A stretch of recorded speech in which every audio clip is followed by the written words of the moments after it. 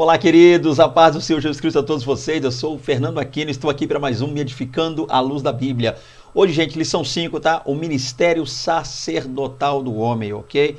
Estamos aí para mais uma lição, né? Mais um estudo abençoadíssimo aí da IBD. E eu quero começar essa lição, gente, agradecendo primeiramente a Deus pela oportunidade de estar aqui de novo com vocês, louvando e exaltando o nome dele, estudando um pouco mais da palavra do Senhor e aprendendo, é claro, todos nós aqui com Deus, né? E também louva a Deus aí pela vida da nossa irmã Magna Borges, tá? Abençoada mulher de Deus, foi aí um instrumento do Senhor para que nós tivéssemos acesso ao material. Então, mais uma vez eu louvo a Deus pela vida da nossa irmã Magna Borges. É um prazer, tá, minha irmã? Minha casa e eu aqui, minha esposa, filho. Nós estamos aqui orando por sua vida, por seu ministério, tá? Que Deus lhe abençoe poderosamente, tá? A irmã é uma exímia professora da IBD, que Deus abençoe, uma mulher de Deus, uma guerreira aí. E é muito bom poder contar com pessoas como uma irmã nos auxiliando aqui, em nome de Jesus, tá? Então vamos estar começando mais essa lição aí, ok? Vamos falar um pouquinho sobre esse tema importantíssimo que é o ministério sacerdotal do homem. E para começar, o nosso texto bíblico básico está a princípio lá em Provérbios, capítulo 5, versos 1, 3 e 4. E também Deuteronômio, capítulo 6, versos 1 ao 3 e 5 ao 7. Temos o nosso textuário que está lá em Provérbios, capítulo 22, verso 6, e diz: instrui o menino no caminho que deve andar, e até quando envelhecer, não se desviará dele. Olha aí que bênção. E nós temos a nossa introdução, né? A palavra introdutória aí vai dizer o seguinte: nesse início de século, em que tantas mudanças têm nos sido apresentadas, há uma certeza que se impõe à reflexão dessa lição. Qual é ela? O resgate bíblico dos lares precisará passar pela posição que os homens assumem dentro de suas casas. Olha que coisa interessante, gente.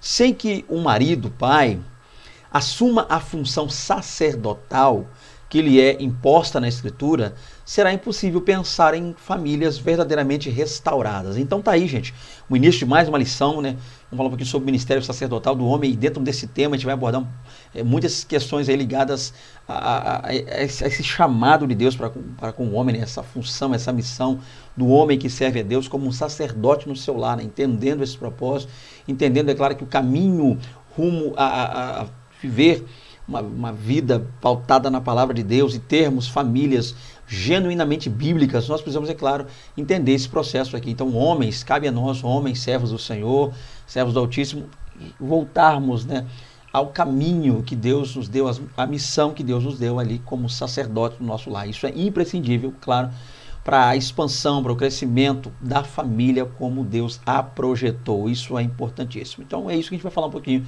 dentro desta lição, ok? Vamos lá, então, o primeiro tópico diz aí: como a cultura conseguiu afastar o homem da vontade de Deus? Está aí uma pergunta interessantíssima para começar esse primeiro tópico.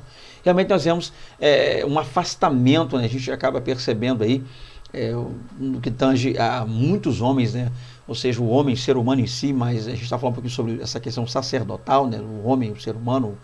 E é importante focar essa questão da figura paterna, dessa visão do homem dentro de casa, mas entendendo a princípio que, sim, muitas são as questões, muitos são os ardis do inimigo para afastar o homem desse propósito, para afastar o homem daquilo que Deus projetou para ele. E a gente vai analisando alguns pontos desse aqui, ok? Vamos começar então. Para começar, primeiro nós temos aí o racionalismo. Nos séculos 16 e 17, houve uma mudança cultural global a partir do racionalismo. Esse movimento filosófico tentou tirar Deus da história e da vida do homem. É claro que a gente está aqui tentando resumir, tá? Não vamos poder, a gente vai ter aquele tempo hábil de entrar em detalhes aqui para que o vídeo não se estenda por demais, mas em suma, né, vamos colocar assim, grosso modo, essa ideia de racionalismo, é claro, é um movimento filosófico que foca a ideia de trabalhar simplesmente a razão, né? Tudo deve ser medido, analisado, visto à luz da razão. Então, tudo que foge à questão da razão não pode ser admitido pelo racionalismo. Então, milagres, como nós vemos aí, curas, o homem, Cristo caminhando sobre as águas, né? Coisa que a gente foge, ou seja, foge à razão. Então, para o racionalismo, essas coisas não existem. Então, os milagres que estão contidos na Bíblia, relatos que estão na Bíblia, eles são, segundo o racionalismo, errôneos, falhos, não aconteceram, tá? São inverdades, é a visão que se tem, os racionalistas. Então, a gente vai poder parar um pouquinho para entender como é que essa visão, como é que esse ponto de analisar tudo somente à luz da razão acabou afastando o homem da presença de Deus. Vamos lá. Desde então, a religião começou a ganhar contornos privados, olha que interessante, ou seja, ficou restrita ao ambiente doméstico. e passou a ser considerada, é claro, por eles como coisa de mulher. Os homens foram se afastando da liderança familiar e da preocupação com a fé de seus filhos. Então, qual é o ponto básico? A gente sabe que um breve estudo aí de questões ligadas à religião, a gente vai perceber essa influência da religião na ciência, na antiguidade, né? Questões ligadas à academia, né? Todo esse processo de ensino, cultura. Então, a gente vê, sim, toda uma influência da religião com o passar do tempo na cultura. Só que, com o passar do tempo também, o que a gente percebe é que um dos ardis do inimigo, usando o racionalismo, é afastar essa ideia da crença em Deus, ou seja, para um racionalista, a ideia de que há um ser, Deus, que subsiste em três pessoas, Pai, Filho e Espírito, que criou o mundo, criou as coisas do nada. Isso foge ao que é, segundo eles, racional, isso foge à razão, então isso não pode ser verdade. Então, com isso, com ideias como essa, analisando textos bíblicos, olhando para questões como eu citei aqui, né? Cristo andando sobre as águas e outros milagres, o mar se abrindo, o Jordão se abrindo, milagres que estão descritos e contidos na Bíblia, segundo o racionalismo, não são verdades, né? Então, e análises racionais mostram, segundo eles, que isso não poderia ser verdade. Por causa disso, é claro, muitos aderindo à questão do racionalismo, acabaram, sim, meio que expurgando ou tentando, sim, tirar a religião de outros pontos, como eu citei aqui, cultura e coisas do tipo. Então, com isso, a religião, essa questão da fé e religião acabou se tornando algo mais privado, a questão mais ligada ao lar, a questão mais doméstica, da famílias buscando a Deus ali e tal. Mas, para piorar ainda mais, muitos, né, tiveram essa visão, a ideia de que religião acaba sendo algo só para a mulher. Já viu o fato de a mulher estar em casa com os filhos, todo esse processo, então acabou sendo um negócio ligado, uma ideia a princípio só ligada às mulheres, ok? Uma coisa que não é verdade, é claro. Mas o ponto é que com isso houve um afastamento. Muitos homens acabaram se afastando, passando para as mulheres esse cetro aí, no que tange ao ensinamento, a religião, todo, e meio que deixando isso de lado. Então, ou seja, o ponto aqui é entender que essa ideia do racionalismo é sim, ou foi sim, e continua sendo até hoje, é claro, um ponto que afastou e tem afastado muito, né, muito os homens da presença de Deus. Vamos ver aqui também outro ponto interessante, a Revolução Industrial e Urbana. Vamos lá. No século XIX, o mundo viveu os efeitos da Revolução Industrial e Urbana. Naquela época, nasceram os conceitos de homem operário, pessoa que passa 12 horas fora de casa, e também a ideia do pai ausente. Outro ponto importante também, gente, essa questão, né, da Revolução Industrial, né, os crescimentos, essa expansão industrial. A gente vê também muitas pessoas migrando, né, naquele período do interior para as grandes cidades a fim de crescer, as pessoas passando cada um a juntar, a ter o que é seu, e essa luta, essa questão voltada mais diretamente ao capitalismo, acabou também, é claro, levando muitos homens a deixarem seus lares, a admoestação para com seus filhos, esposa, todo lá, essa construção familiar, e migrando para as questões ligadas à indústria, né?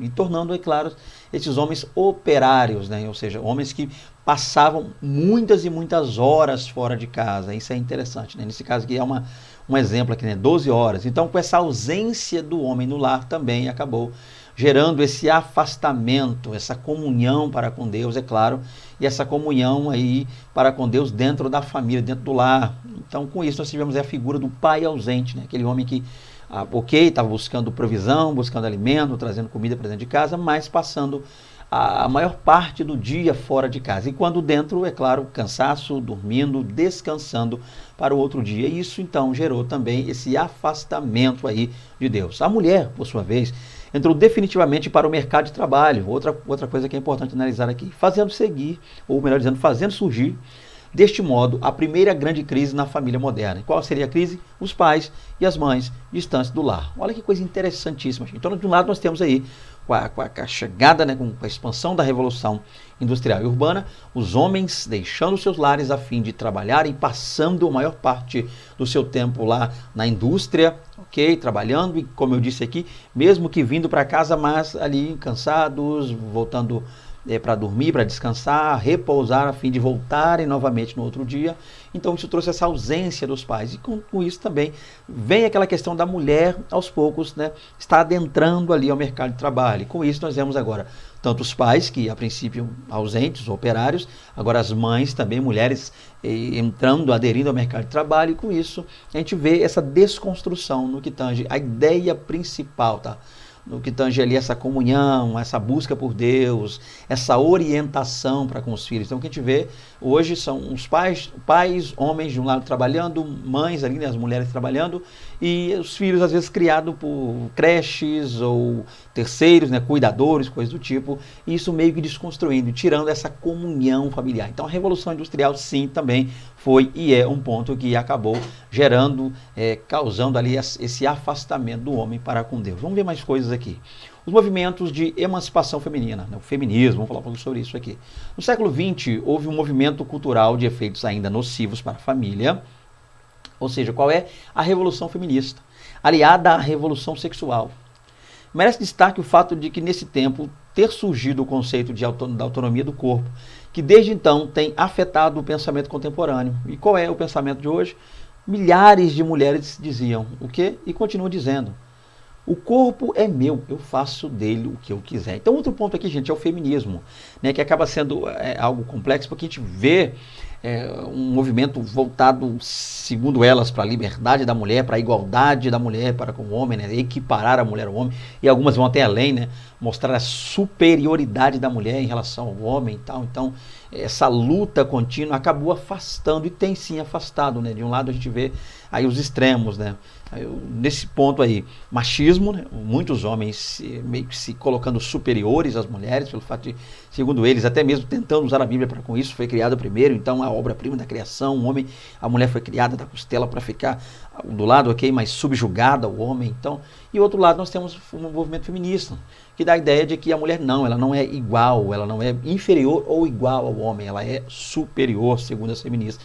E nós vemos um choque, esse choque cultural, né, de um lado o machismo, um extremo, do outro lado o feminismo, outro extremo, e com isso, é claro, com a chegada e com o choque que há entre em ambos, a gente vê aí esse problema no que tange a construção familiar, né? Esse problema no que tange a ambos, homem e mulher, se unirem a fim de entenderem que Deus nos fez para a sua glória, nos chamou para o adorar, e que requer de nós santidade em nosso lar, essa busca, essa união do pai, da mãe, para que ambos juntos, uma só carne agora, construam um lar debaixo dos parâmetros ali que Deus estabeleceu na sua palavra. Então sim, é claro, essa questão do feminismo tem afetado grandemente, e é sim um dos motivos também que tem afastado o ser humano cada dia mais da presença do glorioso Deus, e tentado, né, de certa forma, denegrir a imagem clara do que é aí a mulher, a obra-prima,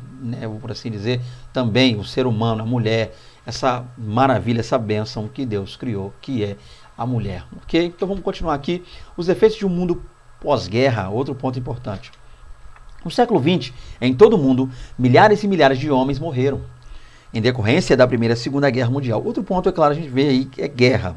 Então as guerras, a luta por território, poder, coisas do tipo, tem sim afastado o homem de Deus, porque tem feito com que o homem não entenda que Deus nos fez, como eu já disse aqui, para a sua glória, para que vivêssemos em comunhão e que todos juntos, independente de cor, credo, raça, todos o adorassem em espírito e verdade. Coisa essa que em muitos lugares não tem acontecido devido a essas questões, como a gente citou, guerra, busca por poder, luta, divergências muito grandes. Tá? Então a guerra sim contribui, e tem contribuído massivamente contra aí para que o homem se afaste de Deus. Com isso, emergiu uma nova realidade familiar. Qual era?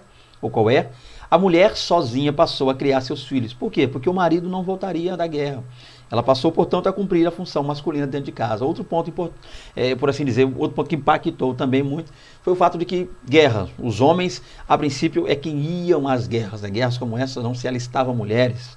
Então, os homens iam à guerra, muitos deles não voltavam para casa, e muitos já tinham família constituída, ou haviam iniciado uma família, estavam prestes a fazê-lo, e eram convocados, iam à guerra, e a maioria, ou melhor dizendo, muitos não voltavam da guerra.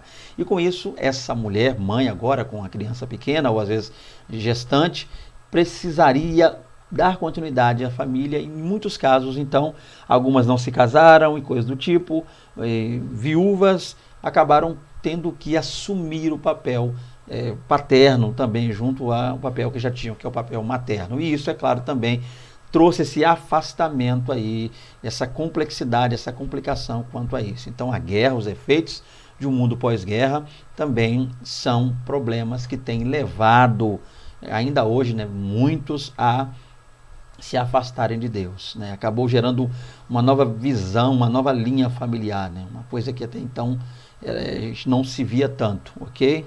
Vamos lá então falar um pouco sobre mais aqui. Outra coisa, o pensamento pós-moderno. Vocês perceberam que eu estou correndo por causa do tempo, né? O pensamento pós-moderno.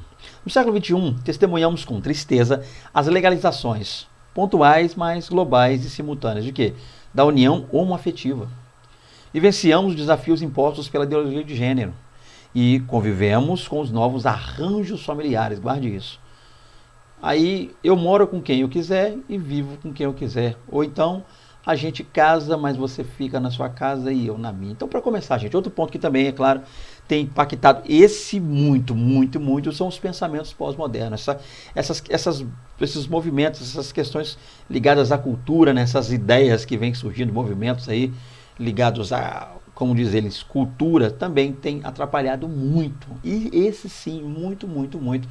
Essa busca, esse reencontro, essa volta, esse retorno, por assim dizer, do homem, de maneira imediata, a busca por Deus, pela glória de Deus, pela presença de Deus, pela graça de Deus na sua vida, têm sido impactados e geralmente dificultados por causa de muitos movimentos aí da pós-modernidade. A gente está vivendo o tempo da pós-modernidade e isso tem afetado muito. Um dos exemplos aí é essa chamada união homoafetiva, que vai contra tudo que a Bíblia nos ensina, né? A Bíblia ela é muito clara, ela é muito enfática em dizer-nos que essa união homoafetiva ela é uma união errada, contrária aos preceitos, aos quesitos, à maneira como Deus quer. Então cabe a nós sim que servimos o Deus Todo-Poderoso, servimos ao Pai, ao Filho, ao Espírito Santo, à Trindade Santa, cabe a nós entendermos de maneira clara isso, né? Quanto isso tem atrapalhado, quanto isso tem sido catastrófico para que o Evangelho, para que almas se rendam. Então, a união afetiva, ela é contrária a tudo que nós cremos, tudo que nós pregamos, tudo que nós ensinamos, tudo que nós aprendemos dentro da Bíblia Sagrada. Outro ponto importante também, então a gente vê aí a ideologia de gênero, que vem aos poucos se infiltrando em nosso meio, né?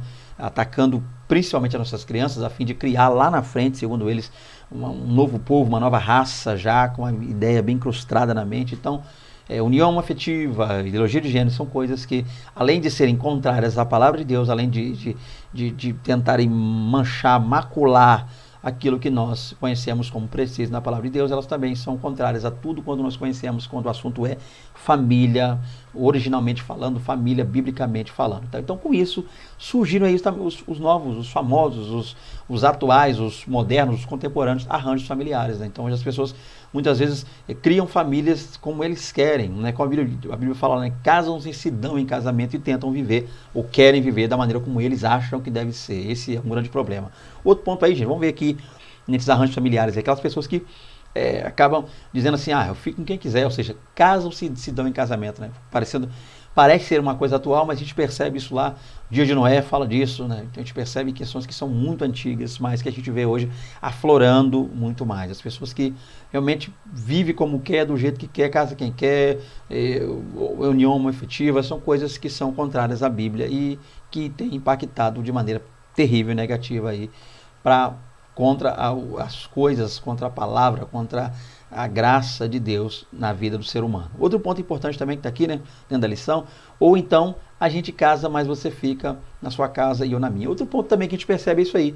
Casais que a princípio a gente vê juntos, hétero, o que ser, mas que estão juntos, mas a ideia de juntos deles é o quê?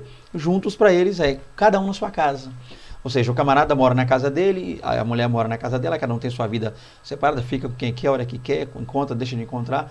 Então, cada um, eles passam certos momentos juntos, às vezes um dorme na casa do outro e vice-versa, mas dizem ter a união, dizem estar casados, dizem ser parceiros, cônjuges, mas na verdade não vivem como tal. Então é um outro problema também que a gente percebe aí. E com isso a gente vê aqui, ó, esse conceito prevê que as pessoas ficarão juntas apenas enquanto o relacionamento estiver dando certo. Qual é o maior problema disso? Além de ser contrário à Bíblia, essa questão de viver abrasado, como Paulo fala disso, né? Viver abrasado ou amaziado, como é a palavra que nós conhecemos hoje. Então qual é o ponto principal nisso aí? Vamos lá. É que não, isso é uma pseudo-relação, é um pseudo-relacionamento. Por quê? Estão juntos ali. Discutiu, eles nunca vão parar para tentar lutar contra um problema, lutar contra uma adversidade, vencer um problema para estarem juntos. Não. Há um sinal de que um leve problema, cada um corre para sua casa, fica lá até a poeira baixar, depois se encontram de novo. Aquele negócio, aquela vai, não vai, aquela coisa empurrada. Pintou um probleminha de novo, ao invés de unirem-se, morando debaixo do mesmo teto para reunirem tal problema, casados ali no cartório, tudo certinho. Não. Corre cada um para o seu canto. Sempre que ao sinal de um problema, ou de um possível problema, cada um corre para o seu canto e fica aguardando a poeira baixar para depois resolver. E, ou seja, isso não é outra coisa senão falta de compromisso. Então a gente vê que pensamentos pós-modernos também têm gerado esse afastamento do homem aí para com Deus. Segundo tópico, o resgate da paternidade à luz da Bíblia. Agora vamos falar um pouquinho, gente. Viu aí, está alguns problemas. Eu não entrei em detalhe, porque a lição já passou, já está atrasado. Eu já pedi perdão a vocês pelo atraso aqui, mas eu não tinha lição, mas glória a Deus, levantou aí essa varoa abençoada e a gente está continuando aqui, tá? Então o ponto é entender o seguinte. Agora a gente vai ver um pouquinho, gente, como é que a Bíblia analisa esse ponto, como é que a gente tem visto aí o resgate da paternidade, né? Qual é a visão? O que a Bíblia ensina para um homem enquanto o assunto é ser pai? Vamos entender isso aqui. Para começar, vamos lá, a dimensão pedagógica, ou seja, o ensino do pai. 2.1. Então é o pai como alguém que ensina, o pai como mestre, o pai como orientador, isso aqui é importante. O homem afastou-se da dimensão sacerdotal e tornou-se apenas um provedor, ou um passador de cheques, ou um pagador de carnês. Mas o pai deve ser aquele que ensina pela voz, pelo exemplo e pela vida. Então, gente, vamos começar. O caminho ao resgate aí da paternidade é que nós entendamos isso. Quais são os papéis que o pai deve desempenhar no seu lar? Então a Bíblia é muito enfática quanto a isso. Então há lições, N lições eu diria, muitas lições para todo pai, para aquele homem que deseja ser um bom pai. Dentro da Bíblia Sagrada, ele deve buscar a luz da Bíblia, ele deve buscar a luz daquilo que Deus projetou, planejou, desejou para que ele, analisando isso, viva. E uma dessas coisas que Deus projetou, planejou para o homem, é que o homem seja um instrutor, um ensinador, um mestre dentro de casa. E como é que o homem é um mestre? Quando ele usa esses artifícios maravilhosos, que a gente vai falar um pouquinho sobre eles agora. O ponto é que muitos deixaram de ser o que ensina. Muitos pais, muitos homens em casa acabaram sendo somente o provedor. É só aquele camarada que vai lá para fora buscar as coisas, trazer para casa e põe em casa e acabou. Ou seja, como se o papel do homem fosse só esse. Ir lá fora, recolher, trazer, juntar, colocar em casa. Ou como se o papel do homem fosse só passar cheque, pagar a conta, luz, água, telefone, internet, luz, água, telefone, internet, roupa, salão de beleza da mulher, coisa tal, carro, não sei o que, pneu de carro, como se o homem fosse seu comprador, ou um pagador de conta, né? A vida toda pagando conta dos filhos, conta sua, conta da casa. A ideia não é essa, gente. A ideia é que o homem, ou seja, o pai, ele tem que ensinar, ele é um mestre, ele é um discipulador, um ensinador. E como é que o pai ensina? Ensina pela voz, ele precisa falar, ele precisa se fazer valer de sua voz, de sua autoridade como pai, para com os filhos. Ele tem que falar, ele tem que abrir a boca e dizer é assim, ou seja, sim por causa disso e disso, não por causa disso, daquilo. Não dá para ser um sim porque sim ou não porque não. Ele precisa ensinar. Então ele ensina, em primeiro lugar, através da voz, ele fala, tá? Ele diz o que quer, tá? Esse é o ponto. Então a gente precisa entender esse ponto aqui, tá? Então ele precisa verbalizar, dizer. Outra coisa, o pai ensina também através do exemplo. Quando ele quer que os filhos vivam bem, façam bem as coisas, façam as coisas corretamente, ele faz as coisas. Não dá para ser aquele camarada que está com cigarro na boca dizendo para o filho, se eu te pegar com cigarro na boca, eu te arrebento. Mas ele está fumando, então automaticamente não é porque o filho ouviu ele dizer que vai arrebentá-lo que ele vai fumar. Posso fazer isso. Há filhos que fazem escondidos, por quê? Porque ele vê o pai fazendo, o pai não morreu, o pai está inteiro, o pai está fumando, ele vai seguir o caminho. Então ele precisa ensinar através do exemplo, ok? Fazer o certo para que os filhos façam o certo, evitar as coisas erradas a fim de que os filhos, tá, evitem também com isso, é claro, vendo o pai evitar, também evitem as coisas erradas, as práticas erradas. Outro exemplo, ele ensina pela vida. Ou seja, o pai precisa entender que desde que seus filhos nasceram, enquanto esse pai viver, ele está ensinando. O pai ensina 24 horas pelas decisões que toma, os lugares que vai e deixa de ir, as coisas que diz ou deixa de dizer, as coisas que, as situações que ele cria ali, a maneira como ele vive. Claro, sim, o testemunho desse pai, ele impacta muito, ok? Um pai que paga as suas contas, os filhos vão ser como o pai. Alguém que adquire algo, paga por aquilo, alguém que se pega algo emprestado, devolve em tempo hábil. Ok? Um pai que ama a esposa, ou seja, melhor dizendo, um marido que ama a esposa, sendo ele pai, é claro, os filhos também vão aprender quando casarem a amar também seus cônjuges, respeitar os cônjuges. O ponto é, gente, que o pai é um ensinador. Esse é o ponto, essa dimensão pedagógica, essa questão do ensino. O pai como mestre, ele precisa ensinar. Vamos lá? Todo homem de Deus, que é pai, tem de assumir em casa a sua função pedagógica, que é o quê?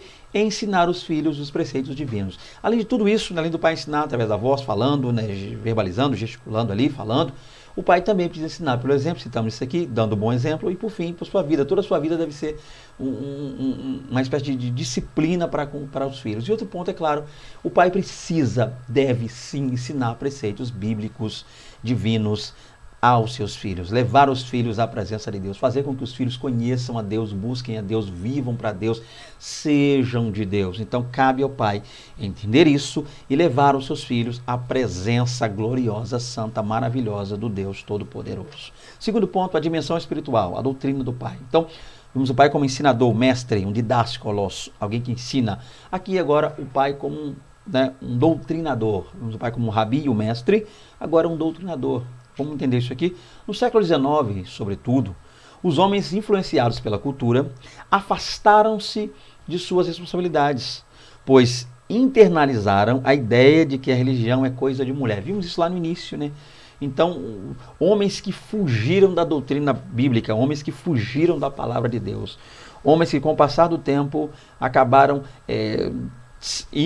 deixando as trincheiras, saindo ali e abandonando as questões ligadas ao ensino bíblico, à doutrina bíblica, abandonando ali o seu devocional bíblico, abandonando o seu papel de doutrinadores dentro do lar e, é claro, dizendo com isso que a religião é coisa de mulher, ok? Criando um estereótipo. O ponto é, não há nada mais determinante para o indivíduo do que o legado de ensino proveniente do exemplo deixado por seu pai. Então, o que é o ponto, gente? Isso aqui é maravilhoso.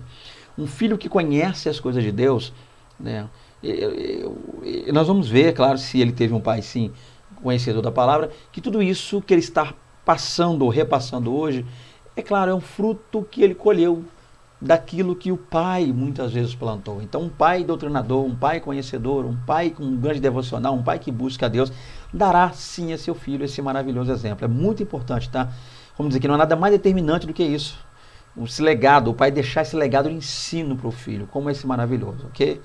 Então, tá aí, o pai como doutrinador. Então, nós precisamos doutrinar nossos filhos dentro da palavra de Deus. Outro exemplo, a dimensão moral, o exemplo do pai. Agora, um pai como o exemplo. Ele em si, a pessoa do pai, sendo o exemplo. O que eu seria se eu tivesse um pai que não me servisse de exemplo? Que não me ensinasse princípios éticos? Olha que pergunta interessante. Já se perguntou isso? Você que serve a Deus, ali seus pais, pessoas maravilhosas, abençoadas diante de Deus. Então, o que seria de você? Esse é o ponto. Nos dias atuais, vê-se que falta a muitos filhos o milagre de poderem dizer, eu quero ser como meu pai. Olha que coisa interessante. Muitos filhos não dizem isso. Por quê? Porque os pais não dão exemplo. Tá? Aquilo que eu citei lá, o pai que faz algo ruim, mas diz que o filho não deve fazer, simplesmente porque ele não quer que o filho faça. E se pegar o filho fazendo, pode acabar até machucando, acarretando em problemas para o filho. Mas ele mesmo, o que está pedindo, exigindo, melhor dizendo, que o filho não faça, acaba fazendo. Então, pai que bebe e não quer que o filho beba, pai que fuma e não quer que o filho fume, pai que adultera e não quer que o filho seja um adulto lá na frente. Então, o que vale muito e é importante é a chamada lei do exemplo. Isso é importantíssimo, tá? Outra frase também que a gente vê Ele é o meu exemplo de vida, né? Então, o ideal seria que todos os filhos pudessem dizer isso. Eu quero ser como meu pai. Por quê? Porque meu pai é um exemplo de vida, mas nem todos têm essa oportunidade, essa sorte de poder dizer assim, essa bênção de poder dizer assim. Essa é a dimensão moral da figura paterna. Então, como a gente viu, tá, para fechar essa parte, pais, sejam um exemplo, deem exemplo, tá? Que suas vidas sejam um exemplo para seus filhos. A dimensão social, né, 2.4, a instrução do pai, o pai como um instrutor, isso é importante, tá? Temos um mestre, um ensinador, mas agora um instrutor, aquele que está mais próximo. A ideia de instrutor geralmente é aquele que acompanha a pessoa. Geralmente o mestre é aquele que manda, ensina, mostra o que deve ser feito, mas nem sempre consegue acompanhar. Nem sempre. O professor, a gente passa a vida toda com os professores estudando, então a gente vai pôr em prática lá na frente aquilo que passou estudando lá atrás. Mas o instrutor não, o instrutor está do lado.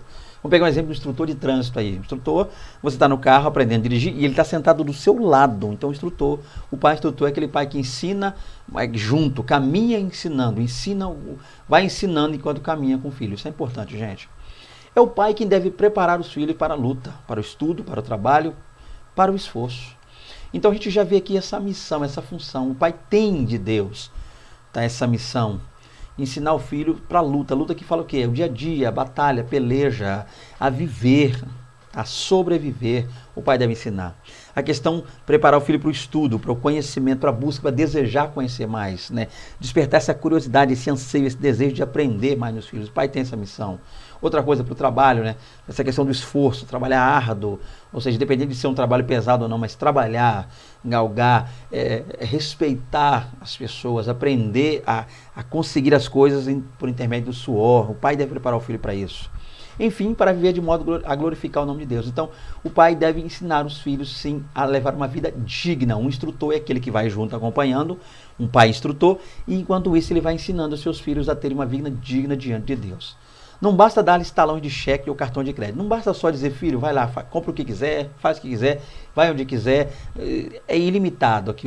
Pode fazer. Eu só vou botar meu nome e o valor você coloca. Não é por aí não, gente. A gente precisa estar junto, ensinando o valor de ter, de perder. O pai precisa dizer não para os filhos, para que o filho aprenda que nem tudo na vida ele vai ter como ele quer, a hora que quer, do jeito que quer.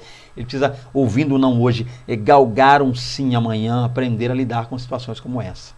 É preciso estar perto deles para dizer com a vida. Filho, prepare-se, estude, trabalhe, siga o meu exemplo. Filhão, vamos lá, faz o que eu estou fazendo, faz o que o papai fez, o papai está fazendo. Estudar, correr atrás, trabalhar, calejar as mãos, se preciso for, para que você tenha um bom futuro e possa dar também aos seus filhos um maravilhoso futuro. Então o pai instrutor é o pai que está do lado, junto, ensinando, dizendo, opa, aí não, para cá, ou para lá não, opa, sobe, não, desce, aí volta aqui acompanhando. E quando o filho muitas vezes cair, errar, falhar, o pai o ajuda a levantar e a prosseguir e a continuar. O pai como instrutor. Outro ponto, a dimensão afetiva. A companhia do pai, aquele pai presente. Esse é o ponto, a companhia. Só o fato do pai estar junto, tá acompanhando ali, isso é maravilhoso. O pai é responsável por nutrir sua família com afeto. Então, outro ponto que o pai deve dar é afeto. Ok? Estar presente. Muitas vezes o camarada pode não ser um cara muito carinhoso, porque o vídeo foi criado sem carinho, então não consegue dar carinho porque foi criado sem carinho. Pais que não abraçam porque quando os mais jovens não foram abraçados por seus pais. Então, ainda assim, a presença, o incentivo, aquele apoio moral, aquelas palavras, falando, vai lá filho, vamos junto, toma aí, vai dar certo, em nome de Jesus. Muitos, enganados pelo maligno, têm se matado por sua família, esquecendo-se que Jesus já morreu por ela. Então, olha que coisa interessante. Tem muita gente que pensa que, não, eu não preciso dar carinho, conversar com o filho, passar a mão em cabeça de filho, para quê? Só de eu trabalhar o dia todo e botar comida na mesa, tá aqui, ó, o exemplo, quem eu sou é isso aqui, ó, a comida na mesa diz quem eu sou, as contas não pagam, tá tudo certinho. Então, a gente sabe que há filhos que requerem essa questão, essa demanda no que tange carinho, atenção, conversar, um abraço, dias de aniversário, o pai muitas vezes dá o feliz aniversário, né, por assim dizer.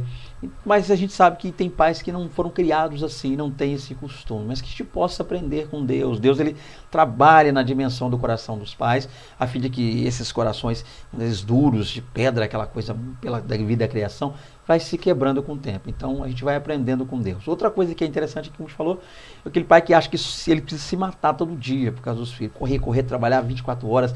Não preciso ver os filhos crescerem, eu preciso ver os filhos de barriga cheia, alimentados, contas da casa paga, eu quero dormir com as minhas contas, eu não quero, se eu estiver devendo uma pessoa, eu nem durmo. Tem pais que falam assim, quando na verdade a gente entender uma coisa, não precisa se matar por causa dos filhos ou da família, porque a gente precisa entender o seguinte, a gente tem que cuidar, o que o nosso Senhor quer é que os pais, né, pais / maridos, vivam para cuidar dos seus. Então, Jesus não quer que a gente se mate pela família, mas que a gente viva para cuidar dela. Isso é maravilhoso, isso é importante, é uma lição para nós, né? Para mim também, estou aprendendo muito com essa lição, como homem, como pai, como sacerdote aqui do meu lado. Esse também é um ponto muito importante. Outra coisa, tópico 3 aí, o papel do homem na revelação bíblica. Vamos lá, gente. O homem sai da casa dos seus pais para construir a sua família. A vida é feita de estações, de ciclos que se refazem em um tempo. O homem não pode negar-se, por quaisquer motivo, a percorrer o caminho bíblico. E qual é o caminho bíblico? Gênesis 2:24. Portanto, deixará o varão, seu pai e sua mãe, apegar-se-á ou unir-se-á, não sei sua tradução, a sua mulher, e serão ambos uma só carne. Com isso a gente entende o que? Que chegará o dia em que o filho precisará sair da casa paterna para escrever sua própria história. Então, o ponto é, gente, hoje o camarada é filho, tem um pai, é filho. Mas um dia esse filho precisará também constituir sua família, tornar-se pai, para que esse ciclo dê continuidade. Mas a gente vê que hoje em dia, com o passar dos tempos, vem dificultando. A gente vê hoje aí crianças, meninos que mamavam até os 2, 3 anos de idade, tem meninos que mamavam aos 5. Hoje tem menino de 40 anos mamando ainda, 50, ou seja, você me entendeu onde eu quero chegar. Não sai da casa dos pais, não dá sossego, não dá alívio. 30, 40, 50 anos na casa dos pais, solteiro, jogando videogame. Gente, essa não é a vida que Deus fez e quer para o homem. Deus quer, não estou dizendo aqui com isso que Deus quer que todos se casem, tá, irmão? Que é uma obrigação. A gente muitas vezes na igreja tem esse problema, essa questão. A gente quer obrigar os jovens a casarem. E eu tenho visto muitas pessoas sofrendo suicídio, problema, adultério, traição, coisas ruins acontecendo entre 4 paredes, porque a gente obriga jovens a casarem. O jovem está só se conhecendo, não estou dizendo também, é claro, a gente, pela Bíblia. O jovem não precisa ficar, não existe esse negócio esse namorico, né? Ficar, transar antes do casamento. Não é isso, você me entendeu. Mas a gente às vezes força muito a barra para que eles se casem. A gente precisa, é claro, explicar, ensinar a vida, trabalhar, fazer palestras com os jovens a fim de entendê-los que Deus quer isso, essa constituição de família, mas que tudo ocorra a seu tempo, tá? No tempo certo, da maneira certa, como Deus quer que aconteça. Mas é dever, sim, um dos deveres, sim, do homem, constituir sua família, ok? Constituir sua família. Se quer ser um solteirão na casa dos pais ali, ou pelo menos que saia da casa dos pais. Quer ser um solteirão, não quer casar, tá, 30, 40 anos, 50 anos, tá, arranja um emprego, aluga uma casa e deixa os pais viverem aí o resto da vida que tem para eles ainda. Pai idoso tendo que sentar a cabeça com o filho marmanjão, barbudão, 40, 50 anos jogando videogame, uma gaiola de manhã, uma gaiola na mão, e, ou seja, pelo menos, de repente se alguém está me assistindo aí, você é solteirão, querido, não quer casar, não quer se amarrar por agora, pelo menos deixe seus pais tranquilos, sai da casa dos seus pais, sai daí agora, em nome de Jesus, deixe seus pais tranquilos. Então o ponto é isso aqui, é uma das questões também, o homem sai de casa dos seus pais para constituir a sua família, para dar continuidade ao ciclo. O homem lidera a esposa, provê a casa e ajuda a preparar os filhos para a vida. Isso aqui é importante. Um pai precisa envolver-se nas discussões relacionadas a sentimentos, à sexualidade, a fim de ajudar seus filhos a entenderem o que se passa na cabeça e no corpo deles.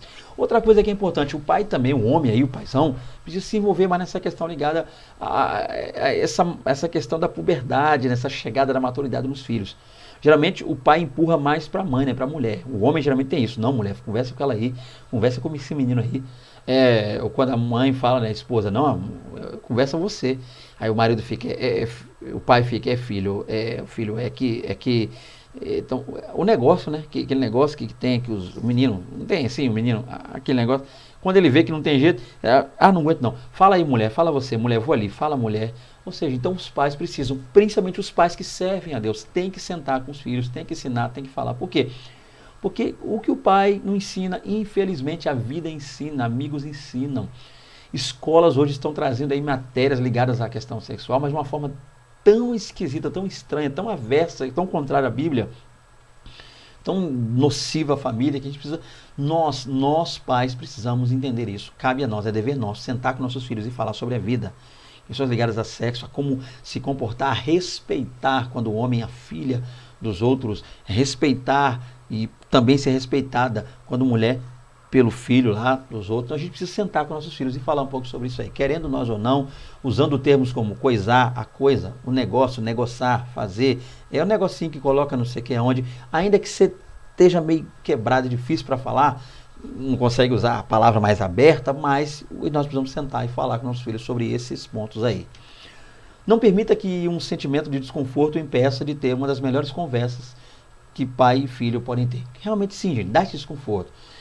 Todo pai tem essa dificuldade, todo homem tem essa dificuldade de falar sobre sexo, sobre sexualidade, sobre maturidade, sobre puberdade com os filhos. Sim, tranca, gela, o homem não sabe o que fazer, o que dizer, mas a gente precisa se preparar aos poucos, entender que vai chegar, se não chegou para você ainda, mas vai chegar um momento em que você vai ter que falar abertamente, de maneira clara e específica com seus filhos a esse respeito aí. O homem comunica a dimensão do sagrado para a família. Cabe ao homem, não à mulher, vou ler de novo, cabe ao homem, não à mulher, mais uma vez, cabe ao homem, não à mulher, trazer os filhos para perto de Deus. O que quer dizer isso aqui? Isso quer dizer que a mulher não tem papel de trazer os filhos, a mulher não tem capacidade, a mulher... Não é isso, está muito claro. A única coisa que nós entendemos aqui, está muito claro isso aqui, gente. Quando quer dizer cabe ao homem, quer dizer o quê? No casal, está lá o casal. Quer dizer que o homem não deve jogar isso para os ombros da mulher. Se ele está lá, pai, formou a família, uniu-se lá, uniu-se a sua mulher, formou uma família. Para que ficar jogando as coisas nas costas da mulher? Esses pesos, certas coisas, transferindo responsabilidade para a mulher. O homem não pode de maneira nenhuma, alguma, transferir responsabilidades para a mulher. Aquilo que ele tem que fazer, deve fazer, é dever dele. Isso não quer dizer que a mulher não tenha capacidade de falar sobre isso, até melhor que nós, homens, para lidar com esses assuntos. As mulheres, para falar, elas têm um jeito maravilhoso, abençoado, mas o ponto é que o homem não deve transferir. Por quê? Porque se acontecer algum problema, ele vai acabar querendo jogar na mulher depois. Ó, essa menina está assim por sua culpa, mulher. Esse menino está assim por sua culpa, mulher. Isso aí aconteceu, mulher, por sua culpa. Ou seja, ele tira a responsabilidade dele, transfere a culpa que é dele para a mulher. Então o homem precisa entender isso aí. Meu amigo, homem de Deus, meu camarada, meu irmão em Cristo, o profeta que me ouve aí, servo do Altíssimo, não tente jogar a culpa na sua mulher de erro seu. Pelo amor de Deus, não faça isso. A mulher é companheira, parceira, colaboradora, mas é o homem. É o homem que tem que tomar a iniciativa de comunicar o sagrado para os seus. Então o homem precisa entender que Deus o chamou como sacerdote para levar a palavra de Deus à família, aos filhos, à mulher, à casa. Deus vai cobrar, sim, ele cobra sim do homem esse papel sacerdotal. Então o homem precisa entender, encarar essa responsabilidade. Quando os filhos veem o pai assumindo o seu papel diante de Deus e da igreja, eles encarnam a mensagem bíblica de modo pleno e absoluto. Então, se os filhos veem o pai realmente sendo um bom pai, sendo um homem de Deus, automaticamente eles vão levar isso para suas famílias, tá? Então não cabe, como eu já disse aqui, o homem querer transmitir isso para a mulher. O homem encarna na família a graça de Deus, revelando amor e cuidado aos seus. Nossos filhos trabalham com referências, e não a forma mais primária e certeira, né? Aquela que é certa, aquela que vai mesmo, de eles buscarem a imagem de Deus, ou a ideia de Deus, senão o que? Em nossa própria vida. Então, a gente precisa entender que nossos filhos estão meio perdidos quando o assunto é Deus, crença, fé, porque eles são bombardeados na faculdade, bombardeados na escola, bombardeados, sofrem muito bullying quando o assunto é a fé, quando eles tentam esboçar a fé deles lá no ambiente onde eles estão, faculdade, escola, trabalho, estágio, no dia a dia ali com os colegas, os amigos, quando eles tentam mostrar, exibir ali, trazer sua fé, externar sua fé, eles acabam sendo ali muitas vezes bombardeados. Então, cabe a nós entender uma coisa, eles vão analisar referências. Se nós como pais, nós como homens, nós como servos de Deus, fomos referências para nossos filhos, eles sim, olhando para nós, viverão um evangelho glorioso e genuíno. Então, a melhor maneira, não tem outra, é que nossos filhos vejam em nós essas pessoas servas do Senhor. Então, cabe a você, homem aí, pai, entenda isso.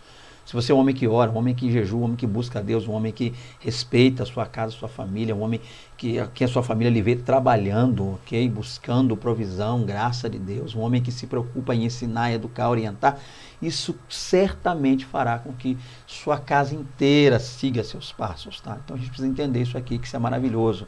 A gente vê ministérios hoje, o ministério que eu falo não igrejas, tá? Com templos, congregações, mas quando eu falo ministério, uma questão individual. Homens aí que saem por aí, pregam, falam, ensinam e tal, mas nem a família segue ele. O cara abre uma igreja, nem a mulher entra na igreja dele, nem os filhos, ninguém, nem a família dele vai com ele. Ou seja, que zumba é essa? Que homem é esse? Não estou dizendo que essa família pode estar afastada, eu sei, um filho, a esposa desviado, não importa. Mas tem homem que serve de Deus, a família serve a Deus, mas ele abre algo, faz algo, se dizendo para Deus, e nem a família vai com ele, porque é uma pessoa que zumbada, esquisita. Então, exemplo, tá? Nossa própria vida como exemplo. Homens que não revelam em seu olhar a graça divina e espantam sua família da presença do Altíssimo, muito provavelmente terão de conviver com os filhos que na idade adulta dirão o quê? Tudo que eu não quero para minha vida é o Deus do meu pai, é a igreja do meu pai. Então a gente vê muito isso aí, gente. Uma das frases mais ditas é: quando eu fizer 18 anos, tchau pai, tchau igreja do meu pai, tchau. Vou viver minha vida. Por quê? Porque não vem nos pais, não vem no pai aí essa referência, esse referencial, esse homem de Deus que ele deveria ser e acaba não sendo, tá? Então vamos lá, uma companheira e ajudadora de valor. Vamos ver falar da mulher aqui agora, né? A varoa. O que todo homem crente deve fazer à sua esposa? O que um homem crente, o que um homem servo de Deus, o que um camarada que se diz servo do Senhor tem que fazer para a esposa dele? Em primeiro lugar, nutri-la de amor. Onde existe uma mulher carente no coração, a ausência de um homem sacerdote. Gente, isso aqui é importante. O problema é que muitos acham que ser sacerdote, o cara ser sacerdote é só orar para a família, língua estranha, que isso, gente? Fala grosso em casa, querida, amor, esposa. Não é nada a ver. O cara tem que nutrir a esposa, a companheira, com amor, respeito, carinho, companheirismo, dando a ela honra. Tem homem que, vou falar mesmo, tem homem que eu conheço muito, o camarada dá presentinho pro pastor, bajula, nada contra, irmão. De repente algum pastor assiste aí, vai querer uma gracinha, tirar onda comigo aí, falar besteira aí. Mas tem muito homem aí, cara, eu tenho que falar mesmo, tem muito homem aí que, pastor fulano. Quando o pastor fulano vai na casa dele, trata o pastor dele melhor que a esposa. Irmão, amém, amo meu pastor, pastor, te amo. Mas você não é mais importante do que a minha esposa, não. Pastor, pode ser o pastor que for renomado, pregador, conhecido, 1000 igrejas no Brasil, fora do mundo. Nenhum dos pastores do mundo é mais importante para mim do que a minha esposa. Tem não. Não bajulo, não puxo de pastor nenhum. Minha esposa, que eu amo, essa sim, amo. Então tem que nutrir a esposa com amor, carinho, atenção, meu irmão. Meu Deus amado, que coisa. A gente vê aí de camarada bajulando gente, bajulando crente, bajulando empresário, bajulando político, e a mulher fica jogada de lado, as traças. Nutrir a esposa com amor. Por que às vezes você vê o camarada fazer, pregava no lugar, fazia, a esposa está sempre do lado, colada? Por quê? Porque ela é honrada, ela é amada, o camarada entende, o camarada está do lado ali. Então, amor, não tem outra coisa não. Cristo amou a igreja e se entregou por ela. Então, vós, marido, amais as vossas esposas como Cristo amou a igreja e se entregou por ela. Amor. Outra coisa, nutri-la de carinho.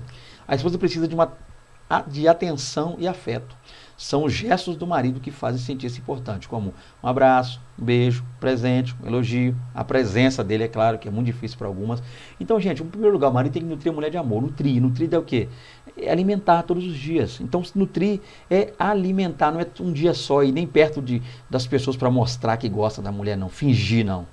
Como a gente vê muita gente aí em live, bota a mulher do lado da live, a mulher tá lá, não quer nem falar. Meu Deus, tá travada, meu pai. Fala aí, mulher. E a mulher tá lá, meu Deus, o cara deve ser um carrasco, o cara deve ser uma tristeza em casa, obriga a mulher a fazer as coisas lá. Não, amor, todos os dias, ali. Outra coisa, carinho, atenção, tá do lado, um abraço. Mas abraço, né, irmão? Abraço. Tem camarada que pega a mulher de lado aqui, parece que tá dando um mata-leão. Não, um carinho, meu querido. Explorando ali todas as... Aleluia, explorando todo o corpo ali, abraçando direitinho, com amor.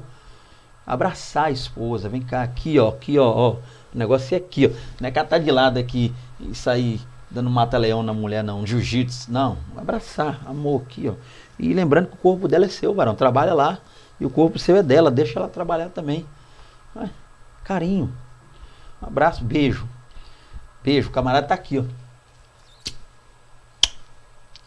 aonde você beija?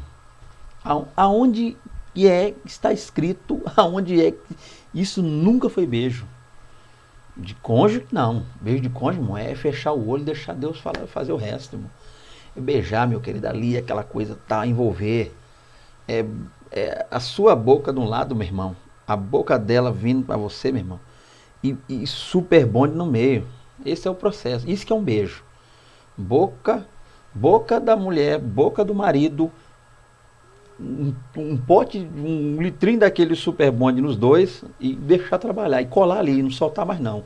Beijo, olho fechado, cabeças virando para um lado e para o outro e deixar Deus trabalhar. Isso é beijar a mulher. Agora, diz que está beijando a esposa.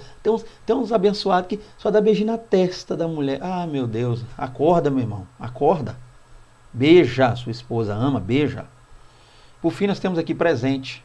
Presente. Tem camarada que só dá presente no dia do aniversário dela, ou no dia do casamento, ou no dia que conheceu. Presente, irmão. Todo dia ali, o que você puder, querido. Independente de valor, o que vai contar para ela é o seu gesto, é o sentimento. É claro que se for um pouquinho mais caro, porque mulher gosta, algumas gostam de carinho, né? Amém? Então, vamos lá.